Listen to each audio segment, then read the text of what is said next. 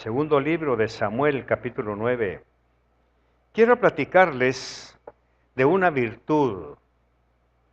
Las virtudes que nosotros tenemos que practicar no son nuestras, son las virtudes de aquel que nos llamó cuando andábamos en tinieblas y nos trasladó al reino de la luz. Segundo libro de Samuel, capítulo 9, verso 1. En el nombre del Padre, del Hijo y del Espíritu Santo. Dijo David: ¿ha quedado alguno de la casa de Saúl a quien haga yo misericordia? ¿Por amor a Jonatán o por amor de Jonatán? Ahí lo tenemos. Dijo David: ¿ha quedado alguno de la casa de Saúl a quien haga yo misericordia por amor de Jonatán? Espíritu Santo, muchas gracias por tu palabra. Te bendigo y te hago Señor de nuestras vidas. Te hago Señor de esta casa. Te hago Señor de este tabernáculo. Gracias por instruirnos y enseñarnos y recordarnos a qué hemos sido llamados. Muchas gracias en el nombre de Jesús. Amén y amén.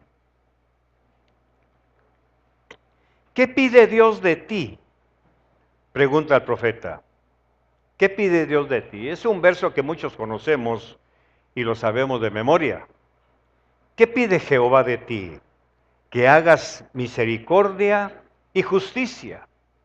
¿Cuál es el ayuno que yo escogí? Pregunta el Señor a través del profeta.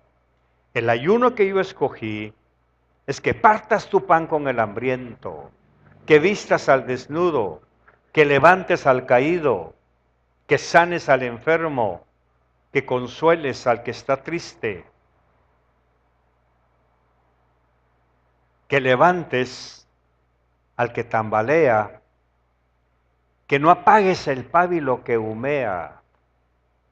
Todo esto que usted está escuchando son cosas siempre, son acciones que tienen que brotar de nuestro corazón hacia el exterior.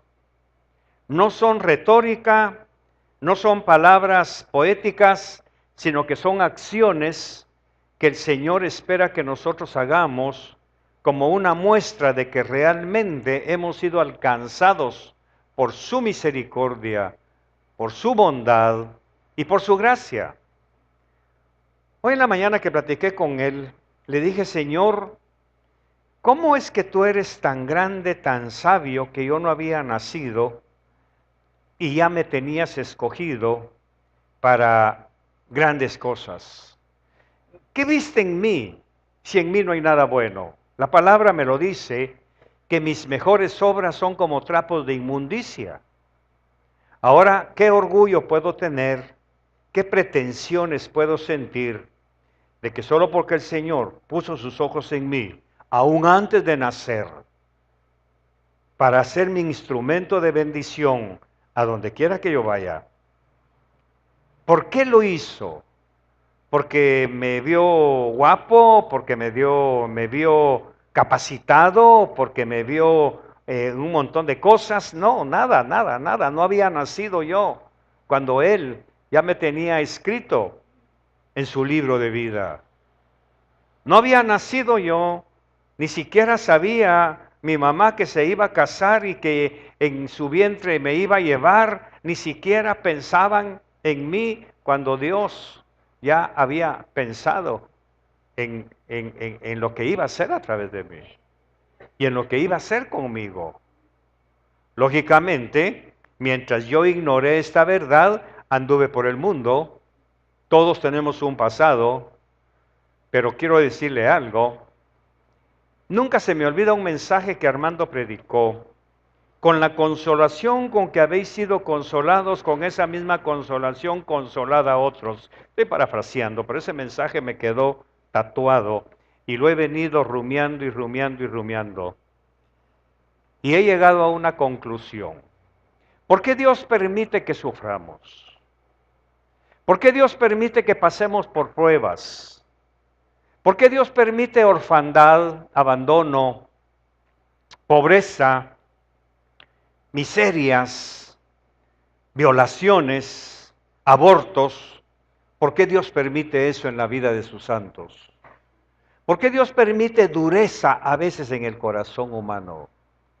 ¿Por qué Dios permite que se muera alguien a quien amamos y que desearíamos tener a nuestro lado?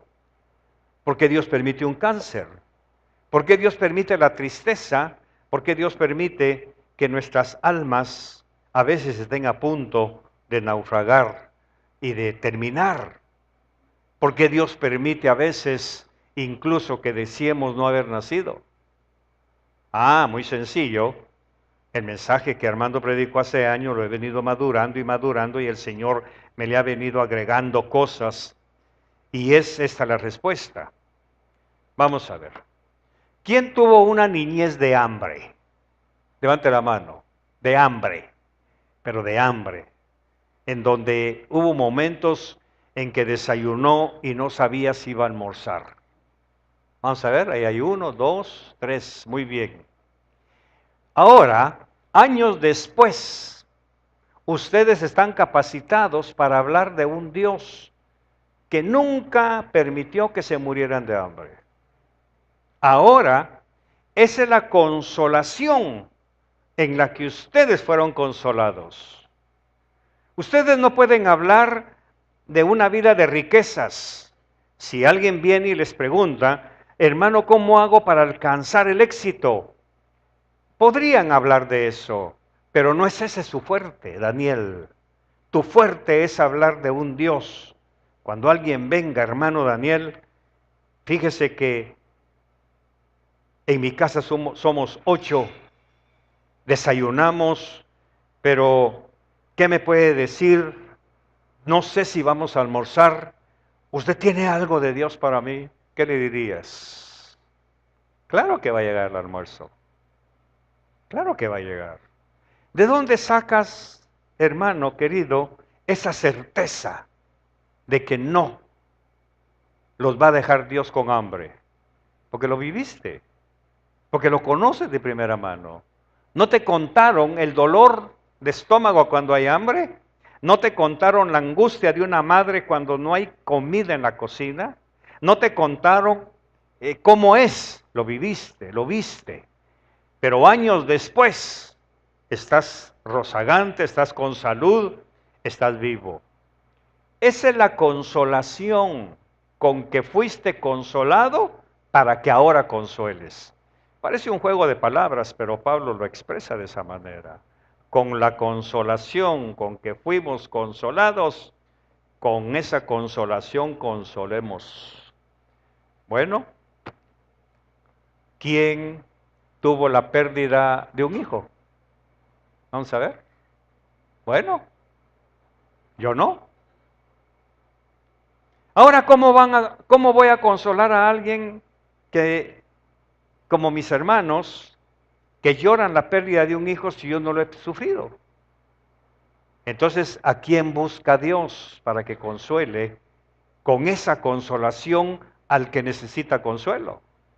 Al que sufrió la pérdida de un hijo. ¿Qué se siente, hermana? ¿Qué se experimenta? Alguien viene a usted y le dice, hermana, fíjese que me acaban de matar a mi hijo. ¿Va a maldecir a las autoridades, a la policía, al ladrón, al asesino? Le va a dar la palabra que Dios le dio para consolar. Porque antes de que usted consuele, tuvo que haber sido consolada con eso. Esos son los misterios de Dios. Y es lo que no entendemos. No entendemos cómo Dios permite dolores, permite angustias, permite abismos de soledad que no nos podemos explicar. Pero ahora dígame el contraste. En aquel momento usted no pudo explicar viendo el cadáver de su hijo en una funeraria, pero años después, ahora sí puede explicarlo. Explica qué se siente, explica el miedo de llegar a la casa, explica las preguntas que en aquel momento no tuvo respuestas, pero a medida que pasa el tiempo, viene alguien y ahí brota la respuesta y brota el consuelo. Eso quiere decir, mi querida iglesia, que estamos ante un Dios tan misterioso, tan grande, tan poderoso, que a cada uno de nosotros nos capacitó antes de llamarnos a su reino. ¿Quién puede hablar del trauma doloroso de tener un bebé y que se lo arrebaten de sus manos, amenazándola con llevarla a la cárcel si no entrega ese bebé? ¿Quién? Aquí hay una persona. Ahora viene alguien llorando, quejándose, maldiciendo, porque me quitaron a mi bebé. ¿Qué va a salir de aquí? Consuelo, míreme, sobreviví. Mi hija ha vuelto. El Señor me ha hecho el milagro. Pasé un infierno, es cierto, pero me agarré de las manos del Todopoderoso. Ese es mi consejo, ese es mi consuelo. ¿Cómo se va la otra persona? Diciendo, amén. Gracias, Señor. Y así poco a poco. Somos piedras rodantes. Somos piedras que vamos en el río de la vida buscando otras piedras para decirles, levanta el ánimo. Dios es bueno. Todavía Dios está vivo. Si no ha venido es porque todavía está intercediendo por nosotros. Es porque todavía hay esperanza, Marielos. Porque todavía podemos decir gloria a Dios. Por eso la Biblia dice, mientras se dice hoy. Solo hoy, mientras se dice hoy, Nora, mientras se dice hoy, ese proceso te está enseñando cosas grandes. Dice Jeremías, clama a mí y te responderé. Ah, muy bien, Señor, entonces yo te clamo por una casa. No estoy hablando de eso. Clama a mí y te responderé. Ah, entonces, Señor, quiero un viaje, quiero la visa, quiero un aumento de sueldo. No es eso lo que te estoy diciendo. Clama a mí y te responderé y te mostraré cosas grandes y profundas que tú no conoces. ¿Cómo consolar a alguien si no lo he sufrido? ¿De qué consuelo estoy hablando si no he sido consolado? ¿Cómo voy a consolar? Es pura retórica. Por eso Jesús, que es el paradigma perfecto, Él sufrió todo lo que usted y yo suframos. Por eso entendió a la mujer que iba a enterrar a su hijo y se lo resucitó. ¿Por qué? Porque Él conocía perfectamente el trauma, el dolor de un abandono que la sociedad había dictado. Si no tiene alguien que lo mantenga, que se vaya a vivir de la basura. La mujer iba llorando porque era, dice la Biblia, su hijo único, su único sostén humanamente hablando. Y si se me muere mi hijo, ¿de qué voy a vivir ahora? Si se muere mi hijo, ¿quién me va a cobijar? Voy a quedar desamparada. Porque a la edad que tengo ya no puedo trabajar. Alguien tiene que trabajar para mí. Y ese alguien que trabajaba para mí se me ha muerto. ¿Cómo no quieren que llore? Y Jesús se cruza en su camino y entiende perfectamente. Y le dice al joven, levántate, sigue trabajando porque tu mami todavía tiene tiempo para ti. Esa es la belleza del Evangelio. Ese es el misterio que encierra el Evangelio de Cristo. Y dentro de ese contexto, David pregunta, siendo ya rey, ¿ha quedado alguno de la casa de Saúl a quien haga yo misericordia por amor a Jonatán? ¿Hay alguien a quien yo pueda hacerle un milagro? ¿Hay alguien a quien yo pueda hacer algo por él, por amor a su familia, por amor a sus parientes, por amor a una persona que me hizo favor a mí? David no se olvida de un pacto que hizo con su amigo. No te olvides, le dijo Jonatán, no te olvides de mi simiente David. Cuando seas rey, no te olvides. Y esa palabra quedó tatuada en la mente y en los recuerdos y en el corazón de David. De manera que años después, cuando ya está en el trono, cuando ya arregló todo, cuando extiende sus tierras, cuando toma toda Jerusalén y la une en un solo país, en una sola nación, ahora se sienta y retoma aquella palabra.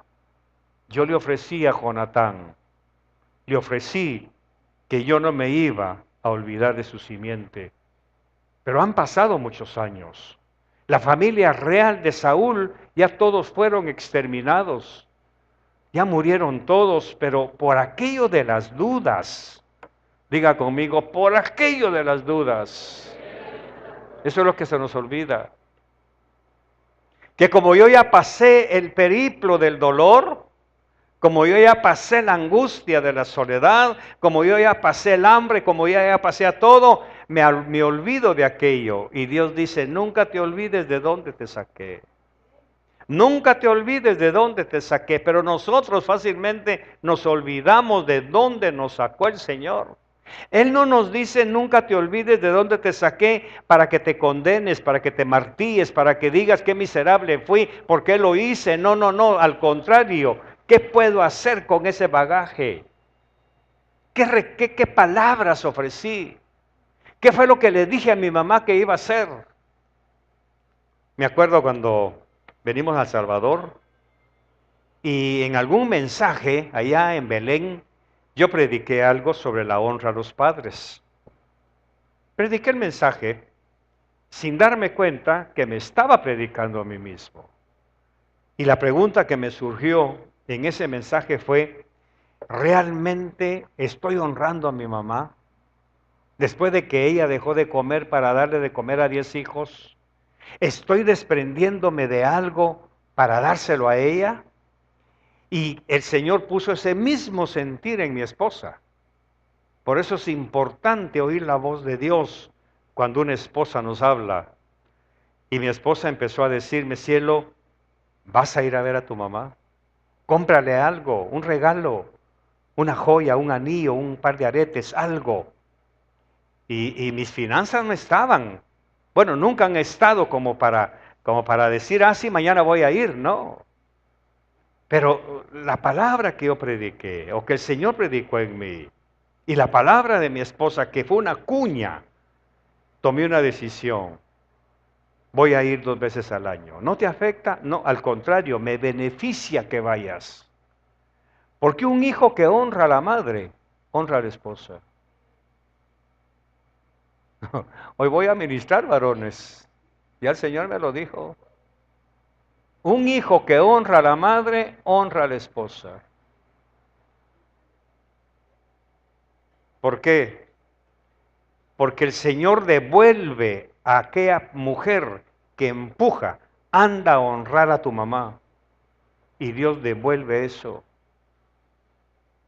Y Dios devuelve. Hermana, mientras más usted permita que su esposo honre a sus padres, esa honra regresa.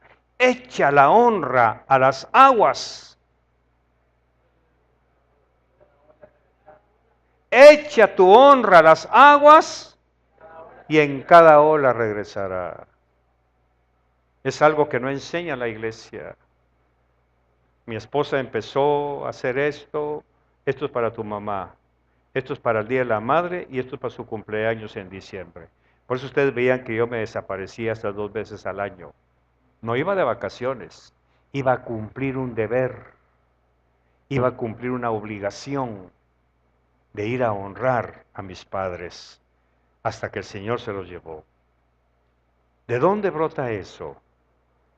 Cuando David ya está en el trono, no se olvida de sus orígenes, al contrario de muchos de nosotros, que nos olvidamos de dónde venimos y dejamos de mostrar las virtudes del Señor.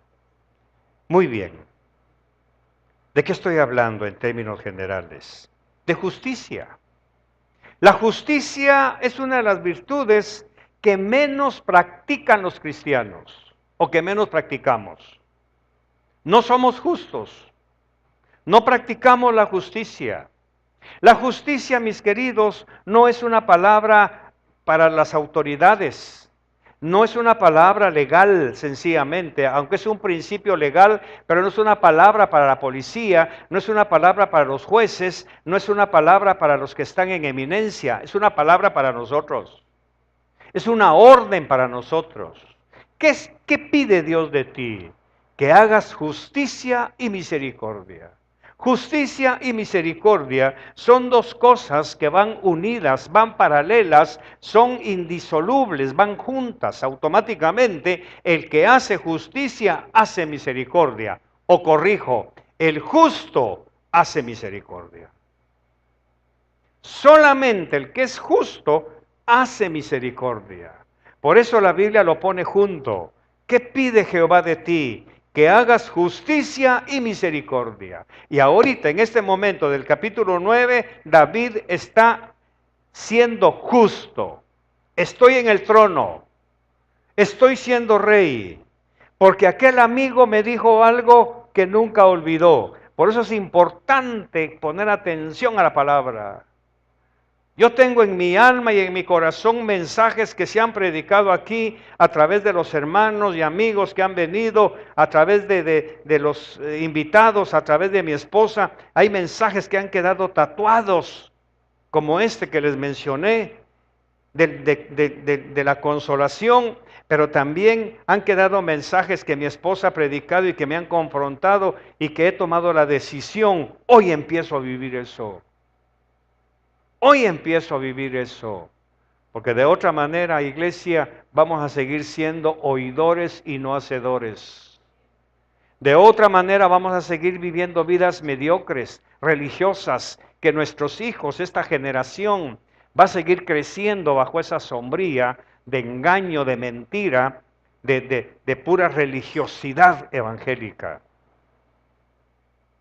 Justos. ¿Quiénes son los justos? Un justo juega un papel muy importante en la vida del pueblo de Dios. Un justo juega un papel muy importante en la vida del pueblo de Dios. ¿Por qué? Porque fue a través de un justo que el Señor dio libertad a Egipto. Perdón, dio libertad al pueblo que lo tenía prisionero en Egipto. Un justo. Él llamó a Moisés. Lo vio justo. ¿Cómo lo vio justo? Porque Moisés dentro de su interior, en su alma, en su corazón, ardía la llama de la libertad. Por eso fue que asesinó. Por eso le empecé a hablar de los dolores, de las angustias. Dios vio el corazón de Moisés, que había querido libertar a su hermano hebreo cuando un egipcio lo estaba golpeando y cometió el error de sacar mucha fuerza y lo mató. Pero Dios vio eso. Y lo mandó al exilio. 40 años a pastorear las ovejas de Jetro, de un pagano, de un hombre que adoraba a otros dioses, que adoraba a Baal. Y ahí mete el Señor a Moisés para ser enseñado, para ser instruido, para ser capacitado. Algunos de ustedes, mis amados, Dios los tiene en algún lugar que parece un infierno, en algún lugar en donde parece que todo está perdido, un lugar de perdición, de blasfemia, un lugar de ídolos. Por eso a algunos de ustedes les he dicho, no dejes el trabajo, no lo dejes. Pero mire, pastor, son bien malcriados. Ahí enciende tu luz. Ahí muestra quién eres tú. Ahí, en ese lugar tan miserable que parece un infierno, ahí permite que tú seas un pedazo de cielo en medio de esa gente. Porque eso va a usar Dios cuando te llame a tu ministerio. O sea que todos vamos a tener ministerio, sí. No ministerio pastoral, no profético, no apostólico, no evangelista, pero sí un ministerio, porque la palabra ministerio en su acepción más sencilla quiere decir servicio. Cuando Dios te llame a servir, vas a traer ese bagaje en donde sentiste que estabas de más, en donde sentiste que estabas siendo pisoteado, en donde creíste que te estaban humillando, que te estaban ultrajando, ahí está permitiendo Dios una capacitación que no te da la universidad, que no te da ni siquiera tu cuna. Ahí Dios te metió como Daniel en el foso de los leones. Ahí te metió como a Benaía persiguiendo a un león en día de nieve. ¿Conoces historia?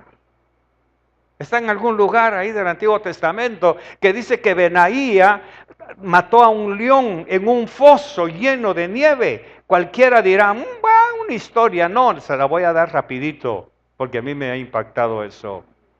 Benaía es un guerrero, es un hombre que ama a Dios, es un hombre que ama la libertad, que ama la justicia, y de repente se encuentra con un león. Para empezar, un león es un león. Amén, no es un gatito, es un león.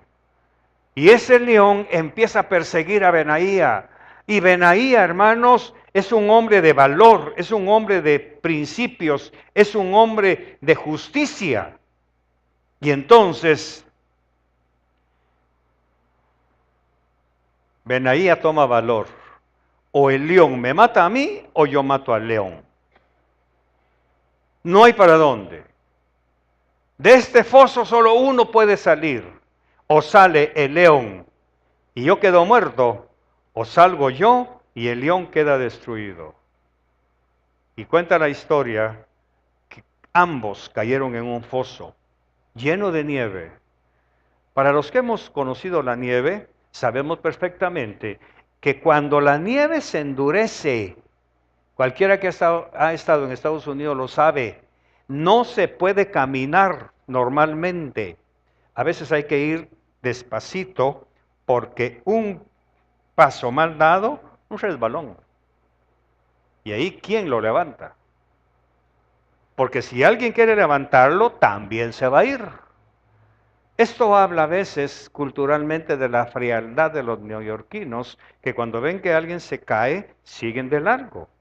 Y dice, ay, tan ingrato, ¿y por qué no lo levantan? Porque él sabe que si quiere levantarlo, también se va a caer, ya van a ser dos. Y van a estar resbalando. Esa imagen tómela para el pozo, donde cayó Benaía con el león. ¿Sería fácil para Benaía matar ese león? ¿Sería fácil para el león matar a Benaía? No, ahí hay una lucha de fuerzas, una lucha de poderes. El asunto es que no sabemos cómo fue porque el pozo está ahí adentro, la lectura sigue y no sabemos. Lo que sí sabemos es que quien salió chorreando sangre, con heridas, con cicatrices, todo despeinado, revuelto entre sangre y nieve, fue Benaía. Ah, pero sucede algo, Nora. David está implantando su gobierno y empieza a averiguar quiénes son los hombres más capacitados para estar con él. ¿Quiénes son los hombres más valientes? Y si me hacen el favor, hermanos, no se los di, pero esto se me está viniendo. En el capítulo 8, verso 18, por favor. David está empezando a buscar a quienes pone a su lado, a quienes toma a su servicio. Y se encuentra la historia, le cuentan, por ahí anda Benaía, hijo de Joiada. ¿Ve? Estaba sobre los cereteos y peleteos, y los hijos de David eran los príncipes. Benaía mató un león un día que estaba nevando David. Ah, ahora veamos esto. ¿Quién sabía de primera mano lo que cuesta matar un león? ¿Por qué? Porque cuando era pastor y venía un león, le cuenta a Saúl, y se quiere llevar una oveja, yo le abría la boca, le arrebataba la oveja, agarraba mi palo y mataba al león. Ahora, años después, aparece otro igual a él, matando leones. Pregunta, ¿cuál es tu león, Masferrer? ¿Cuál es el león que tienes que matar? ¿Cuál es el león que tienes que matar, Juancillo? Dios te está capacitando para que cuando Él necesite un matador de leones, ¿sí? Porque Él principalmente, avergonzó a alguien que dijo que era león. ¿Sí o no? ¿Contra quién se agarró Jesús en la cruz? Contra el que anda como león. Él lo venció. Quiere decir que Él todavía anda buscando matadores de leones, porque Él sabe lo que cuesta matar un león. Por eso muchas veces nosotros leemos las historias y ni cuenta nos damos. ¿Qué está haciendo Benaía sobre los cereteos y peleteos? ¿Por qué lo puso al frente de su guardia personal y lo puso sobre esas dos tribus? Porque Benaí había mostrado un valor, un arrojo, una pasión por defender sus principios. Hacen falta justos en la iglesia, porque fue a través de un justo que el Señor dio libertad a su pueblo que estaba cautivo en Egipto. Fue a través de un justo, Moisés, que Dios le dio mandamientos al pueblo. Fue a través de un justo, Elías, que Dios le dio promesas de vida al pueblo de Israel. Fue a través de un justo que Dios le dio a David la solución a sus problemas. ¿Quién fue ese justo? Fue Natán. En tu reino, David, en tu reino. Ese justo hizo que el rey recapacitara. El justo, mis queridos, es una persona que tiene el llamado de parte de Dios para recibir instrucciones para que las imparta al pueblo del Señor. Hacen falta justos en la iglesia. Este justo recibe misterios que el Señor quiere compartir con nosotros. Por eso es un misterio cómo Dios permite que seas humillado, que seas exprimido, que te prometan aumento de sueldo, pasó el año y no te lo dieron, pero Dios está permitiendo eso en tu vida. ¿Para qué? Para convertirte en un matador de esos leones que quieren que abortes tus sueños. El amor de un justo por el pueblo es tan grande que supera el amor por los propios hijos biológicos. Solamente alguien que es justo de parte de Dios o delante de Dios priva a sus hijos con tal de darle a otros lo que no pueden alcanzar. Se lo repito, solamente un justo delante de Dios puede dejar a sus hijos guardados mientras beneficia a otros. Por eso esta congregación fue fundada bajo algunos principios eternos. Uno de ellos es la siembra. ¿Te recuerdan, Marielos, cuando repartíamos víveres en el barrio Belén? ¿Qué decía la gente? ¿Cuánto cuesta? Nada. La iglesia que está allá, ¿qué iglesia? De parte del Señor se los manda. Cuando tocábamos puertas. ¿Se recuerdan cuando pintamos todas las banquetas con cal y se blanqueó? ¿Te recuerdas, Inés, cuando se recogió todo el ripio, la basura, donde los homosexuales se escondían para desvestirse? ¿Qué pasó con esa cuadra? Cambió, porque llegaron unos justos, porque no era justo, de acuerdo a nuestra visión, a nosotros, de que si hay una iglesia, ¿por qué no cambia el entorno? Si nace una iglesia, ¿te recuerdas, Armando, cómo nos sentábamos los primeros cultos? En botes de pintura. ¿Te recuerdas el primer equipo de alabanza que tuvimos? Que fue un karaoke con un micrófono de esos que hacía más ruido que transmitir voz. Pero ahí estábamos todos contentos, unos en blogs, otros en botes. Y yo predicaba con adornos aquí por las palomas que pasaban sobre mí. No todos, pero no eran miles, pero sí eran por lo menos unos 25 ojos que cuando yo estaba predicando de repente miraban para arriba y decían, ¡oh! Yo decía, gloria a Dios, los estoy tocando. Era una gran rata la que pasaba ahí atrás. ¿Ya se les olvidó eso? Cuando caminaban las ratas que se escondían ahí en el cuartel San Carlos y yo predicando y miren para acá y las mujeres, uy, uy, y levantaban las piernas, ya sentían la rata entre las sillas. Pero hicieron falta dos justos que se atrevieran. Hicieron falta justos. Yo no estoy hablando para que nos aplaudan, no, yo renuncio a todo aplauso. Lo que estoy hablando es de cómo Dios necesita justos entre su pueblo. El amor de un justo es tan grande que se olvida de sí mismo para ministrar a otros. Se olvida de vivir para que otros vivan. Es por eso que Dios en cada generación, y yo oro para que esta sea la generación que Dios levante de justos, de misericordiosos. Es por eso que Dios en cada generación levanta un justo para que esté con Él en la intimidad, lo sustenta, lo cuida, lo compromete a vivir una vida separada de los demás. ¿Dónde vivía Elías?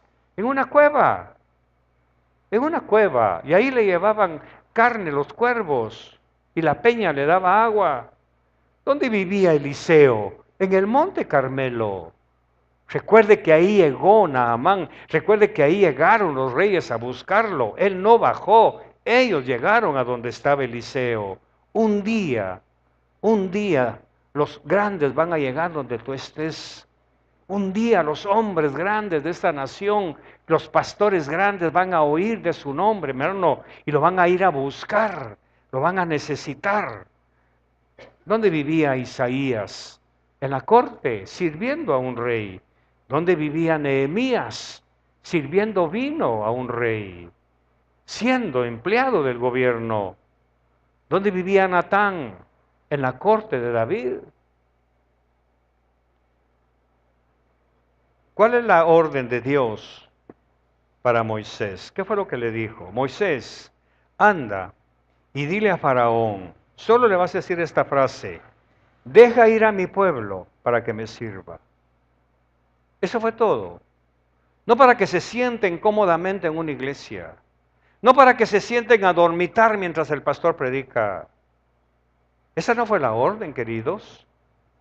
Dile a Faraón, dile a Satanás, deja ir a mi pueblo para que me sirva.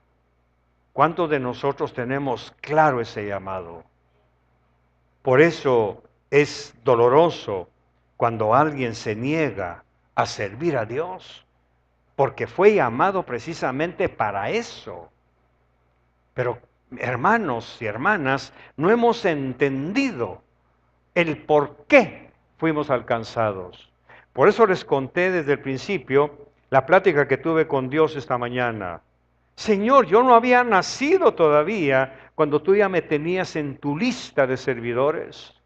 Cuando tú ya me tenías en la lista de que iba a encontrar estas y estas personas que se iban a asociar conmigo para que juntos saquemos adelante. María Elena no había nacido todavía, ni siquiera se imaginaban en su familia, sus generaciones, sus abuelos, que un día iban a ser una niña que iba a ser pisoteada, ultrajada, humillada, pero que de ahí iba a salir un diamante para consolar a otras mujeres.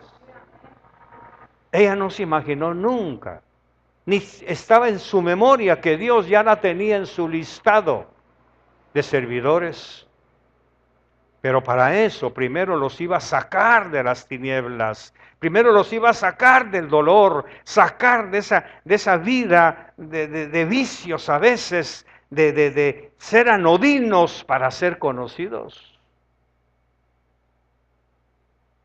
Pero cuando nosotros no pensamos en eso, creemos que le hacemos un favor a Dios al venir a cantarle. Creemos, ya no voy a la iglesia, ya no. Ahí todos son hipócritas. No te mandaron, no te salvaron para calificar a nadie. Tú no fuiste salvado por Dios, limpiado con su sangre para juzgar a otros. Fuiste alcanzado, fuiste alcanzada, mi querida iglesia, para servir a Dios. Les voy a contar una analogía o una parábola. Un niño. Yo conozco esto porque, o me impacta esto porque en una ocasión que fui a Perú, andaba caminando ahí por las calles del hotel donde me hospedaban y llegué al Palacio Nacional. Nunca había visto eso porque en Guatemala no se acostumbra y tampoco aquí, así que en el Perú. Llegué a la Casa Presidencial, al Palacio Nacional, que tiene vista a la calle y está llena de barrotes. Y vi un montón de gente con cámaras esperando ahí bajo el sol, como a las 8:30 de la mañana. Entonces me acerqué y les pregunté qué están esperando. El cambio de guardia. Inmediatamente me vino la idea de Londres, porque ahí es algo, dicen que es muy hermoso, yo nunca lo he visto, pero dicen que es precioso. Entonces me quedé, bueno, como tenía toda la mañana libre, iba a predicar hasta la tarde, me quedé también ahí con los turistas que estaban con sus cámaras. Empezó a pasar el tiempo y todos viendo hacia el patio central del palacio, y ya estaban los dos batallones de soldados con su kepis y sus uniformes brillantes, todo brillaba bajo el sol. A un lado estaba la banda marcial, la banda de guerra que se usan ellos, y todos esperando con ansiedad las 9 en punto, porque a las 9 en punto se hace el cambio de guardia, ¿sí? No hasta que ya llega el último turista. Dicen que viene un bus de alemanes, esperemos, soldados. No, y por eso Visión de Fe empieza a las 9 en punto.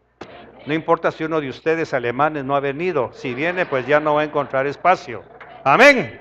Dicen gloria a Dios. Si ellos son disciplinados, ¿por qué nosotros no? Que aquí no vamos a hacer un cambio de guardia a un presidente, hacemos cambio de guardia al Rey de Reyes y Señor de Señores.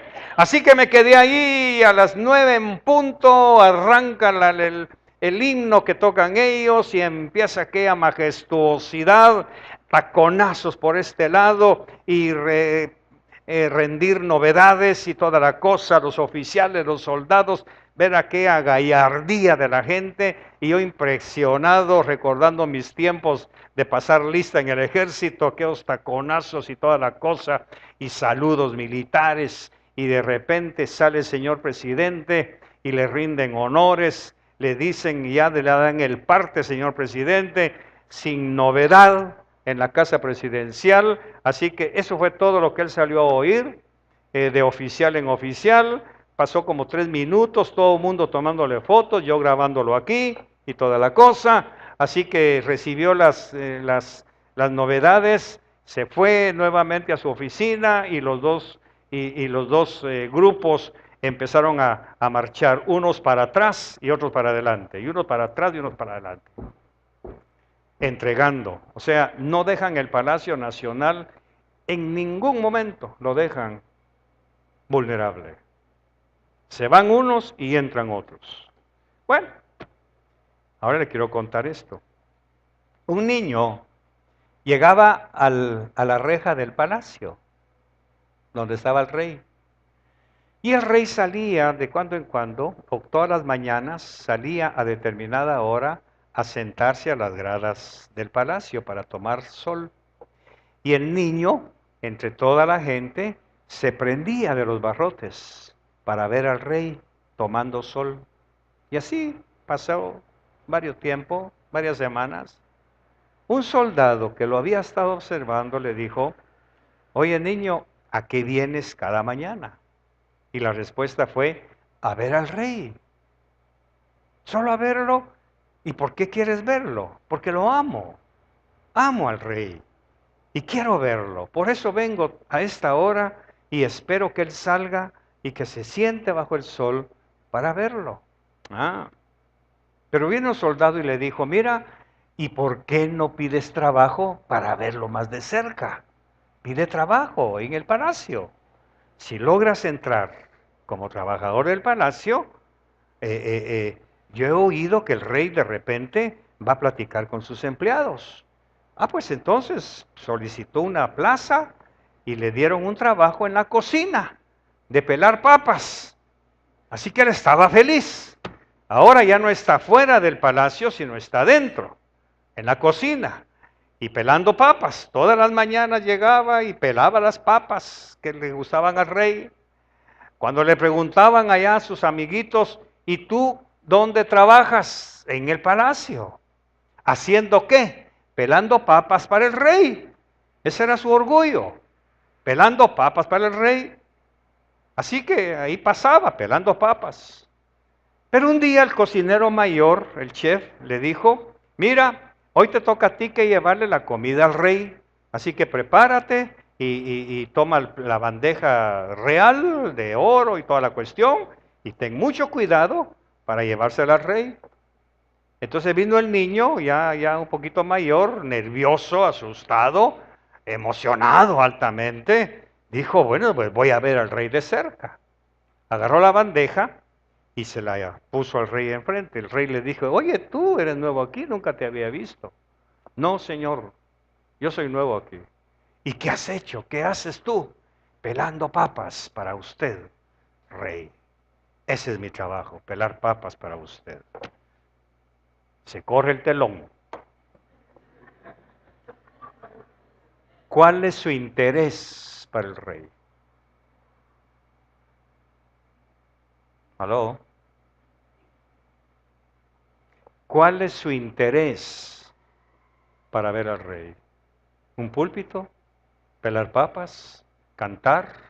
¿Servir en el diaconado?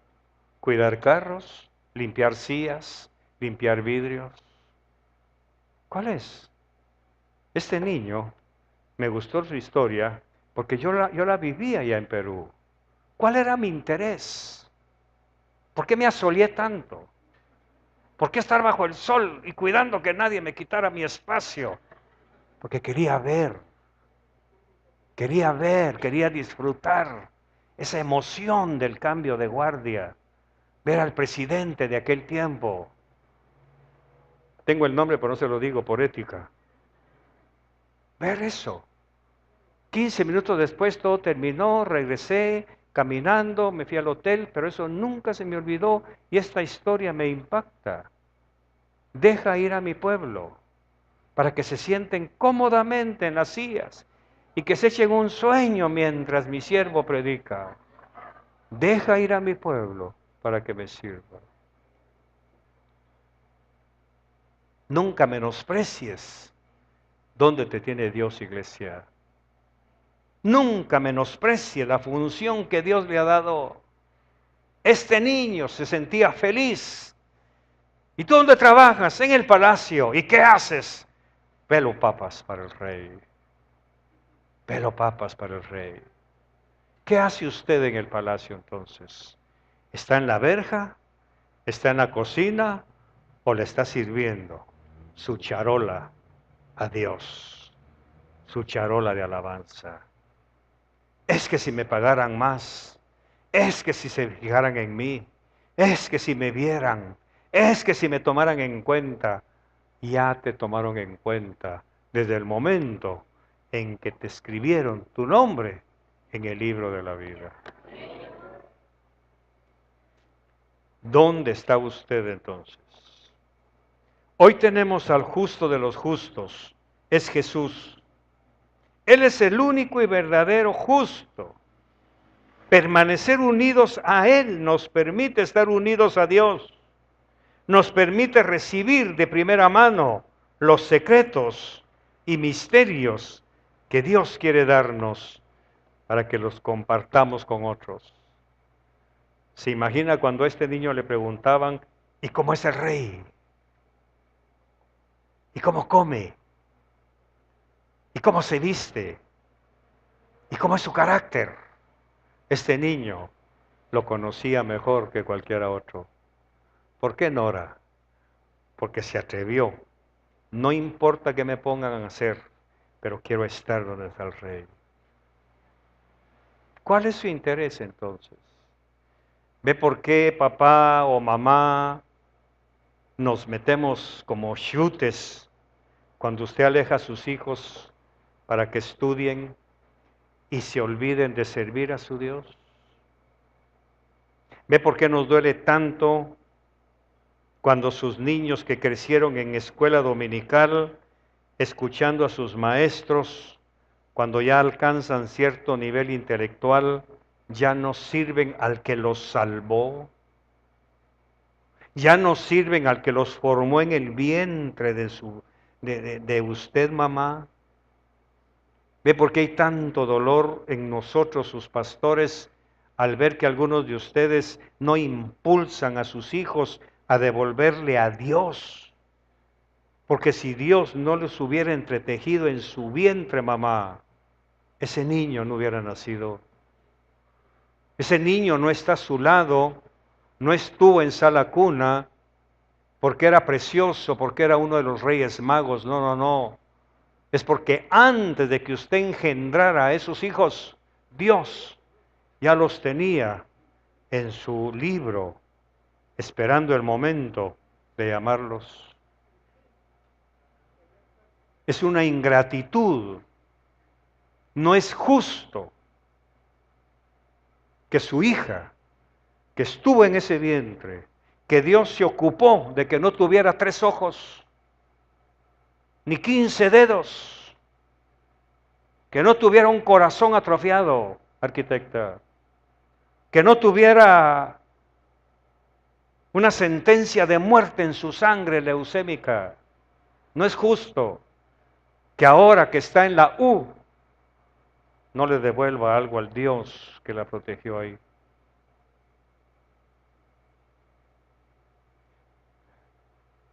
No es justo, muchachos. No es justo que ustedes ni siquiera habían pensado en nacer. Y Dios les puso su cuerpo, su alma, su corazón, para que años después, gracias, se olviden de Él. Y crean con petulancia que ustedes son autónomos. No es justo que Dios, estando en la sala de partos, haya evitado que ese bebé se le cayera al pediatra y muriera despedazado, preservándote la vida. No es justo, mamá, que Dios haya estado a tu lado, escuchando tus pujidos, tus gemidos, tu dolor, para darte el privilegio, minutos después de tener a tu bebé contigo, y que tu sangre se convirtiera en leche para alimentar a esa criatura, y que ahora lo agarres para ti y le prohíbas servir al Dios que te lo dio. No es justo. Ese es el dolor de mi esposa y el mío. Hay tanta injusticia en medio del pueblo. Hay tanta injusticia con Dios. Y si no somos justos con Dios, ¿cómo vamos a hacerlo con nosotros? El mejor legado que un padre le puede dejar a un hijo es: anda y buscas a Dios. Anda y buscas a Dios. El mejor legado que se le puede dejar a un hijo, una hija, Rosa, es que esa hija honre a Dios, para que te honre a ti como madre.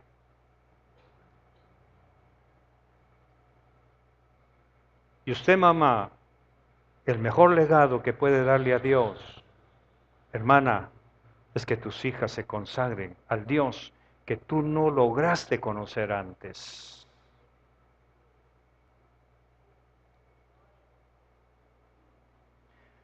Ahora usted dirá: pastor, ¿y qué tanta necedad? ¿Por qué no se regresan a Guatemala?